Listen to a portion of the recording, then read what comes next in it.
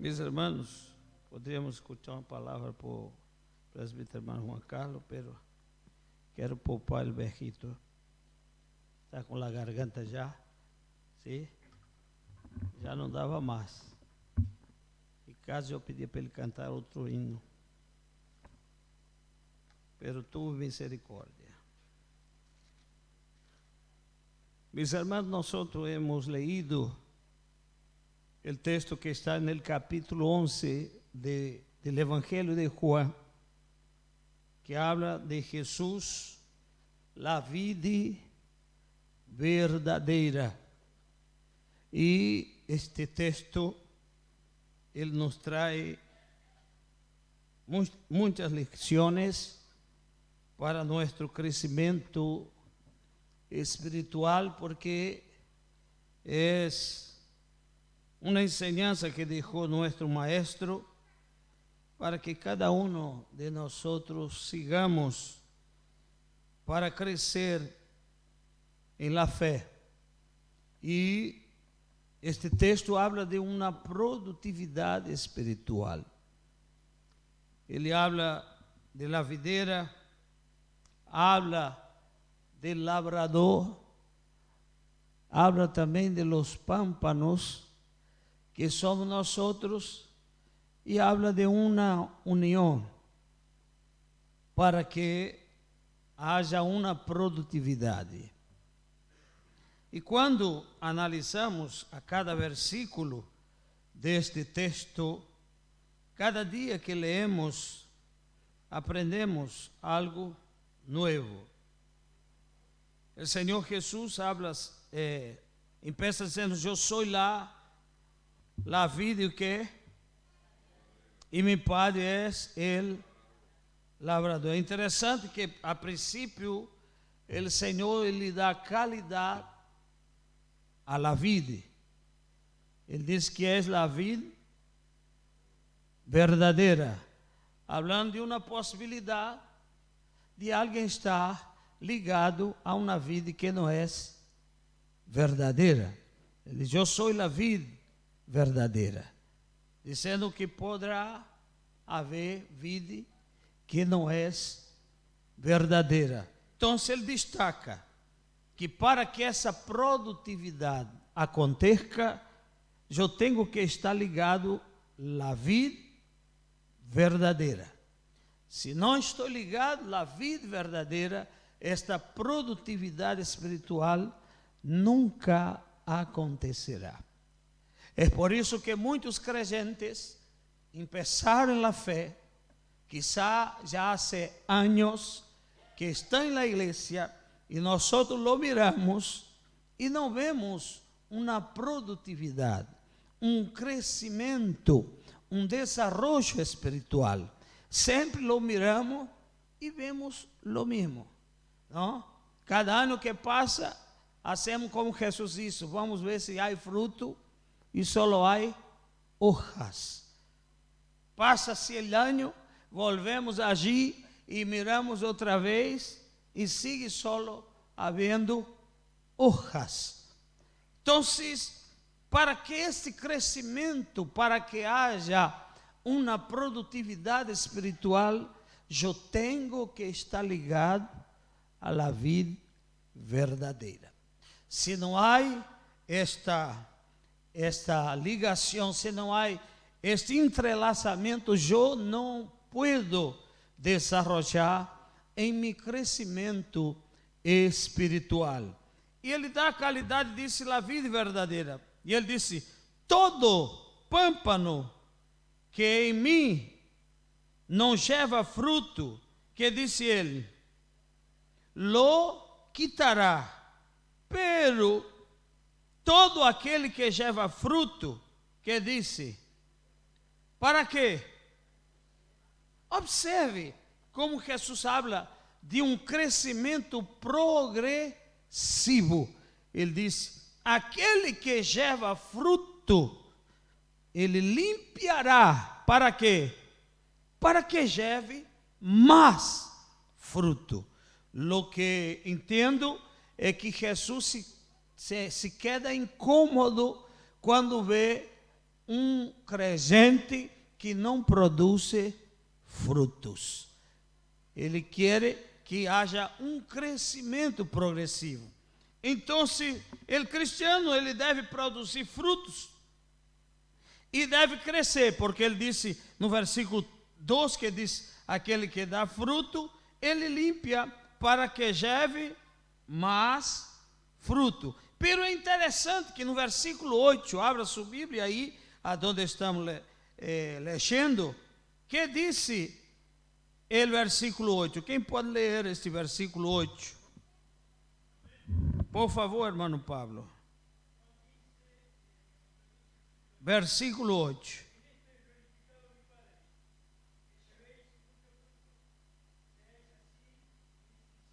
Observe. Primeiro, ele habla de aquele que gera fruto. Depois ele diz assim, aquele que gera fruto, o lavrador vai limpar. Para quê? Para que gere mais fruto. Pero no versículo 8 ele diz assim, e nisto és glorificado, meu Padre, em que gereis o quê? Muito. Primeiro habla de fruto, depois habla de mais fruto, e depois habla de muito. Então, se a vida do crente deve ser um crescimento contínuo. Ele não deve se conformar e estar estático, simplesmente porque produziu um fruto. Não é só um fruto que ele quer. E por aí ele diz, não, eu já produzi um fruto, eu já ganhei uma alma para o Senhor. Não, ele quer mais fruto. E quando você alcança o nível de mais, ele diz, eu quero muito mais. Então, o crescimento em la vida espiritual deve ser constante. Hoje você dá fruto, amanhã mais fruto e depois muitos frutos. Há crente que quedou estagnado, parado no tempo. Os anos passaram e ele sigue com o mesmo fruto que deu há anos atrás. Pero Jesus quer que haja produtividade em nossa vida. Amém, irmão? Não podemos estar conformados com um fruto. Não. Ele disse, primeiro porque o novo convertido, não, quando aceita Jesus, o primeiro amor é uma coisa impressionante, não? O primeiro amor, uno hace lo que não pode fazer para alcançar, para estar. É assim o primeiro amor. Por isso que quando Jesus falou para uma das igrejas de la Ásia, ele disse, eu tenho contra ti que deixaste o primeiro amor. Porque o primeiro amor é muito apaixonante. ¿Sí? O primeiro amor hace com que uno venga à consagração, siga no ciclo de oração, vá para o culto da noite, se tiver vigília, ele queda. Pero quando perdemos o primeiro amor, já ponemos como excusa o quê? O cansaço. Se perdeu o primeiro amor, não? O primeiro amor, uno hace casi lo impossível. Não, quantas vezes eu saí da casa de Alcione e sabia que tinha um horário do coletivo. Eu ia para o colégio, a escola, e, bueno, quando tinha uma aula, uma classe que um maestro faltava, eu digo, vou passar na casa de Alcione. Ia para allá, pero tinha um horário, era o último horário do coletivo, às 10. E se eu não chegasse às 10, já estava. E para voltar para casa, eu tinha 8 quilômetros. 8 quilômetros. E eu disse, não tem problema, vou caminhar nesses 8 quilômetros. Porque o primeiro amor fazia com que eu estivesse aí, queria estar cerca, queria estar com ela. Não? Às vezes chegava 10 minutitos depois das 10, o coletivo se foi. E a hora, de patita. De patita. Porque o primeiro amor, se hace qualquer esforço para lograr, para estar, Pero quando se perde este primeiro amor, sabe qual é o problema de muitos matrimônios hoje? Porque deixaram de estar enamorados. A princípio, era uma coisa impressionante, não? Tinha que vê-la todos os dias. Todos os dias. Se possível, manhã, tarde e noite. E no dia que não la viera, tinha que escutar a voz. ¿No? E escutava a voz, agora estou tranquilo, escutei tua voz. Pero o tempo vai passando e muitos perdem. E que passa quando se perde isso? Vai perdendo o primeiro amor, não? Às vezes uno se casa e quizá hasta pede para ser horas extras para não estar em casa. E põe com a excusa de horas extras. Mas a princípio você não queria ser horas extras. Queria estar em casa, queria chegar, queria ver seu amor, queria compartilhar um tempo com ela. E por aí hoje, não tem hora extra para você. Mas já trabalhasse 12 horas, assim, ponga mais 3. Pelo menos quando chegar em casa já está dormida já. Se perdeu esse primeiro amor. Mas quando está apaixonado, não tem hora extra, não pensa na plata, ele vai pensar em ela. Quer estar com ela.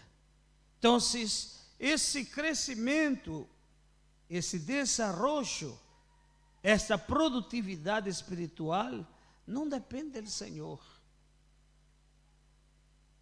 Eu já vi tanto crente orando e dizendo assim, Senhor, me santifica. Não é o Senhor que santifica nadie.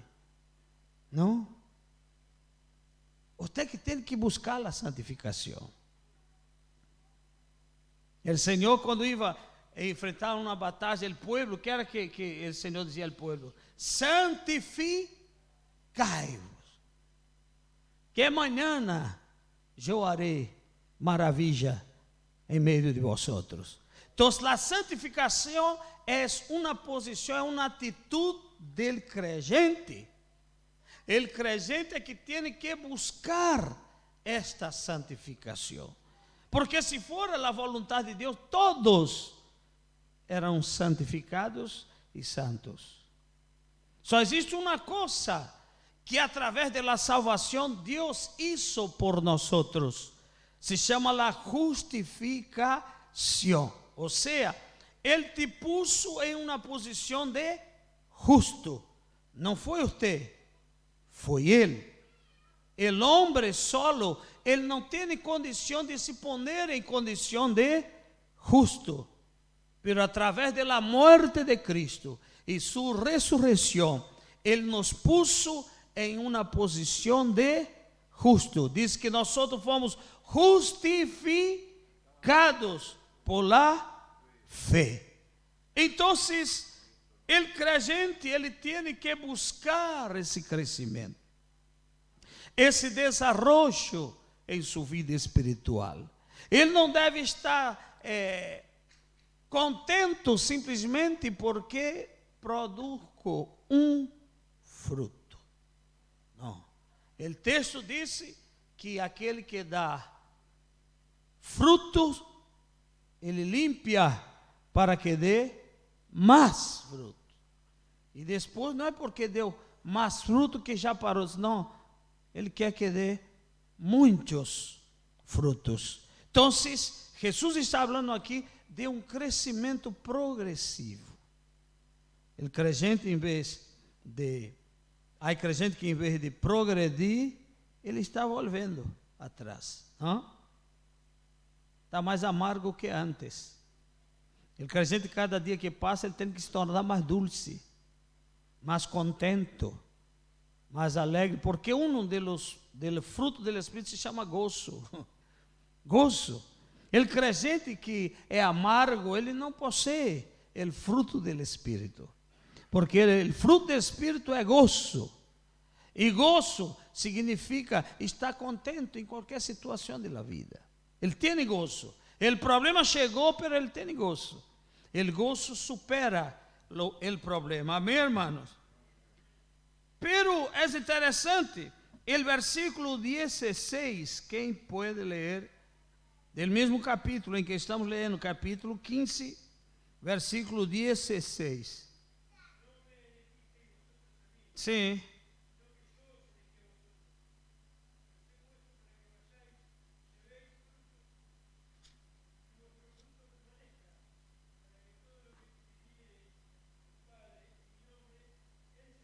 Observe que ele diz, para que vós des fruto, pero ele destaca uma coisa, para que vuestro fruto permaneça.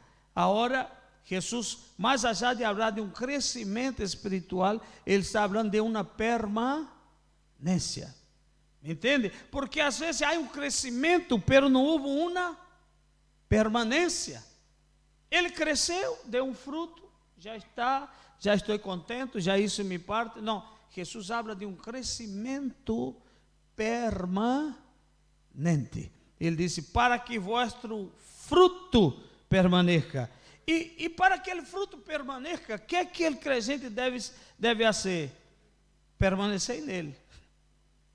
Permanecer nele. Se queremos seguir produzindo frutos, tenho que permanecer em ele. Amém, hermanos? O crescimento fora de Cristo não existe. Não existe. Está simplesmente inflando-se. A qualquer momento se pincha, pum. Isto não é crescimento. O verdadeiro crescimento solo em Cristo. Porque Ele é a fuente. De onde emana todo para que haja um crescimento. Então, ele habla de que para que esse fruto permaneça, eu tenho que permanecer nele. E versículo 5, vê o que disse. Por favor, quem pode ler versículo 5? Sim.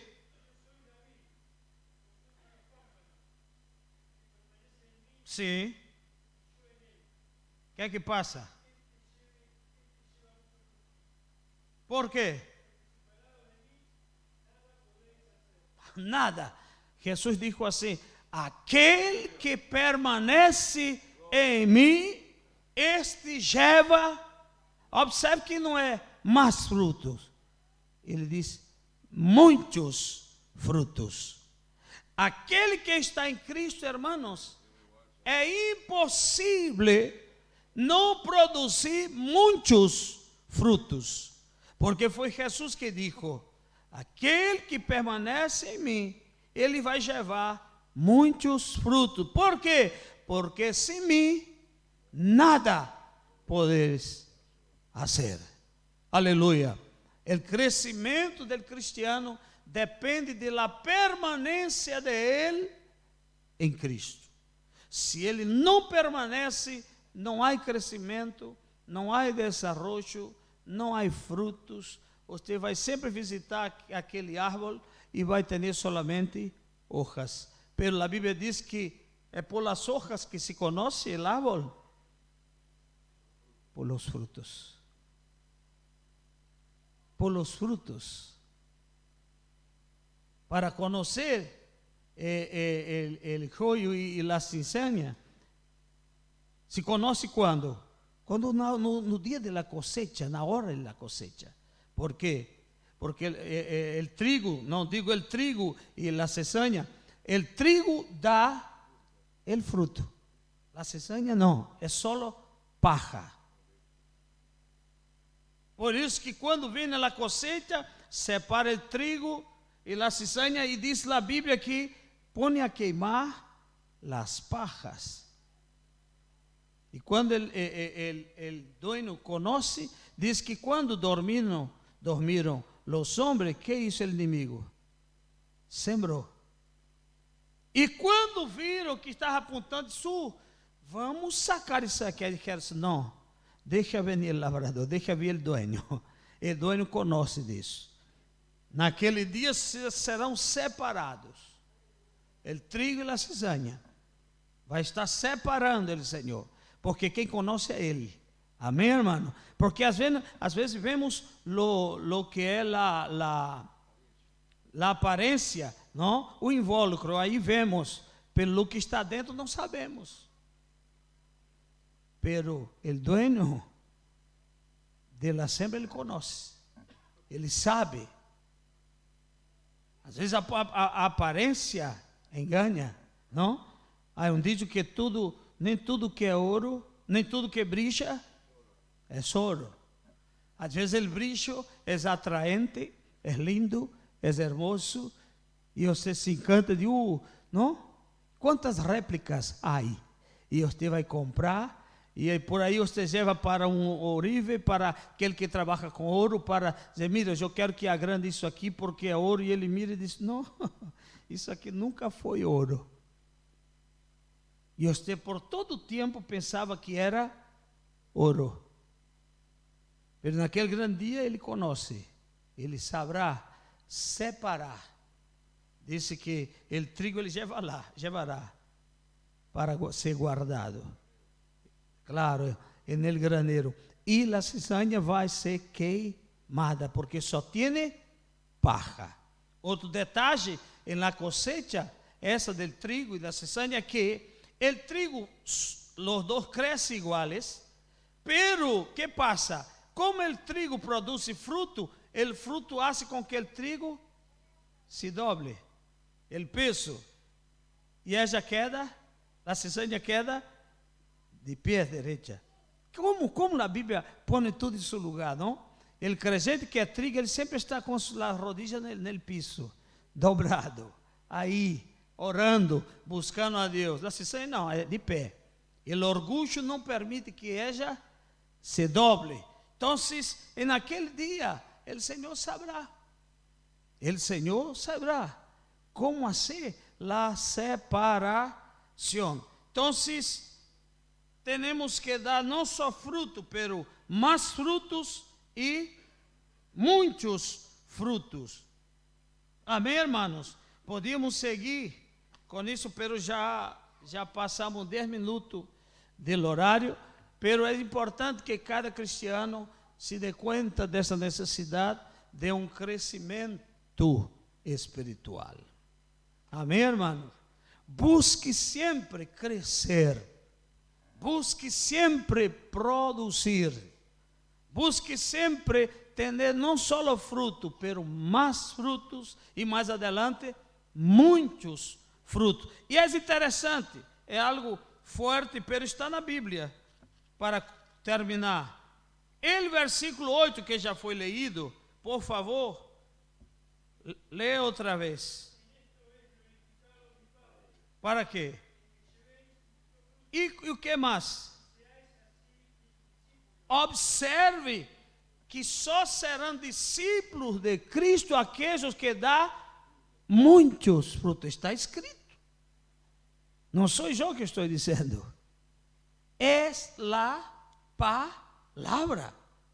Aqueles que não dão muitos frutos, aún não são discípulos. En esto é glorificado mi Padre, em que llevéis muito fruto, e seas assim meus discípulos. Em outro passagem, Jesus diz assim: vosotros sereis mis amigos, se hacerdes lo que os mando. ¿No? E às vezes dobramos a rodilha e dizemos: Senhor, meu amigo. Aí o Senhor mira e diz: estás fazendo lo que eu mando? Porque para ser amigo de Ele, tem que fazer lo que Ele manda. Foi Ele que disse. E às vezes sou discípulo de Cristo. É discípulo? Sim. Está produzindo muitos frutos? Não. Então, não podeis ser chamado de discípulos aún. Só podeis ser chamado de discípulo quando começares a dar muitos frutos. Nós devemos atentar para o que diz o Senhor Jesus, que a produtividade espiritual só pode acontecer se permanecermos em Ele. O crescimento, o desenvolvimento espiritual não está em nós, não é nossa própria força, não é muito buscar, não. disse que ele obedecer é muito mais que o sacrifício. E a Bíblia diz, muito mais que muitos sacrifícios. Às vezes se sacrifica muito. Às vezes está sendo tantas coisas, não? Sempre está no culto e sempre está na oração. Aí o Senhor diz, estás obedecendo? Não és estar. Não és oferecer sacrifício. E às vezes está ajunamos. Não, eu estou ajunando, mas estás obedecendo? Ele obedecer é muito mais que oferecer sacrifício. Às vezes se oferece sacrifício, mas não há obediência. Isso tem que andar juntos. Você oferece sacrifício bajo uma submissão. Você oferece sacrifício bajo uma obediência. E aí sim, aí as coisas vão, aí as coisas andam. Não? Porque Saul foi retado por Samuel, ou não? Porque disse, estou oferecendo sacrifício. Disse, não. Como foi que eu disse que tinha que ser feito? Como foi que eu disse que tinha que ser? Assim, assim, assim, por que não insistir? Aí disse, Saul, eu quero dizer-te que ele obedecer é muito mais que muitos sacrifícios. Para nós oferecermos sacrifícios a Deus, temos que obedecê-lo. A obediência está por encima de todo. E às vezes há muitos que estão sacrificando-se, mas não está chegando já. Porque não todo o que hacemos aqui chega já. Guarde isso. Isso é muito sério. Não todo o que hacemos. Porque quando lo hacemos, não pense que é o sacrifício que Deus está mirando. Ele é o ofrendante. Aquele que ofereceu. Quando você põe o sacrifício delante de Deus, e por aí o sacrifício é hermoso, é belo. Pero Deus passa o sacrifício e mira quem ofereceu. E quando ele vem cá e mira o que passa aqui dentro, aí é que vem a resposta dele de acordo com o que está aqui dentro. Caim e Abel, o sacrifício de Caim era hermoso. Mas Deus atentou para o sacrifício de Abel. Porque Deus veio aqui dentro de si. Seu coração era puro. Não é muita plata. Não é dízimo alto. Não. Isso não surpreende o Senhor. Não. Quem foi que chamou a atenção de Jesus quando traíam as ofrendas? Foi os ricos? Foi a viúva? Ele já puso muita plata? Ah, não? Foi uma monedita só. Com essa monedita, o Senhor mirou assim e disse: essa deu todo o que ela tinha. Ela não deu o que sobrou. Tengamos muito cuidado, porque Deus é um Deus sério. E tudo o que hacemos para Ele deve ser feito com muita seriedade. Busquemos, esforcémonos para produzir muitos frutos. Porque o crescimento do crente deve ser progressivo. Hoje ele produziu um fruto, pero o lavrador foi e hizo uma limpeza. Amanhã ele produziu mais fruto, pero depois ele já estava produzindo muitos frutos. Que o Senhor nos ajude a seguirmos esse crescimento progressivo. Que não quedemos simplesmente no fruto que já produzia há 15, 20 anos atrás. E já me pus contente porque produzi esse fruto. Não, eu produzi, mas ele disse que só sereis discípulo dele se produzir o que, mano? Mais ou muito? Muito, está escrito. Capítulo 15, versículo 8. E assim sereis meus discípulos quando produzirmos muitos frutos. Que o Senhor nos ajude e nós outros nos esforcemos. Porque isto depende de mim, depende de você, para que esse desenvolvimento permaneça e nossa vida seja uma vida produtiva. Você não foi chamado para cosechar, você foi chamado para sembrar. Amém, irmão? Produzir. Porque há pessoas que quedam quietos, não, porque eu não ganhei uma alma, um sequer. Tu estás predicando? Sim, pastor, estou predicando. Bueno, foste chamado para predicar, não foste chamado para salvar. Tu foste chamado para predicar. A Bíblia diz assim: ide e predicar do evangelho. Não diz assim: ide e salvar. Não. Vai sembrando. Vai sembrando. Vai falando de Jesus. Não sabe, não conhece a Escritura com profundidade. Não, pastor. Diga ao pecador: Jesus te ama. Diga-lhe: Jesus um dia morreu em la cruz para perdonar seus pecados. Você está sembrando. Naquele grande dia, as semijas, irmão, que plantamos hoje, sembramos hoje, foi sembrada hoje, mas vai ser cosechada daqui a 10 anos. Os frutos não são iguais, não nascem no mesmo tempo, não? Os nueces, sabe quanto tempo tarda para produzir? 9 anos.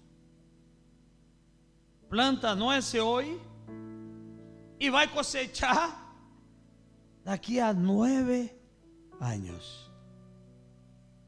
Pero tu planta papa hoje e 3 meses já está produzindo, cosechado. Então, nunca se olvide disso.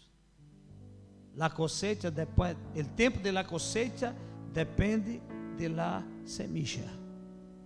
E às vezes estamos cosechando algo para 9 anos, para 10 anos. Outro vendrá, irá cosechar. Pero solo se cosecha lo que se sembrou. Se não sembramos, não haverá cosechas. Pero se sembrarmos, haverá cosecha. Temprano ou tarde haverá cosecha. Amém, hermanos? Que Deus nos ajude. Que Deus nos fortaleça. Já abri mais 10 minutos, depois disse que ia parar, viu? Vamos estar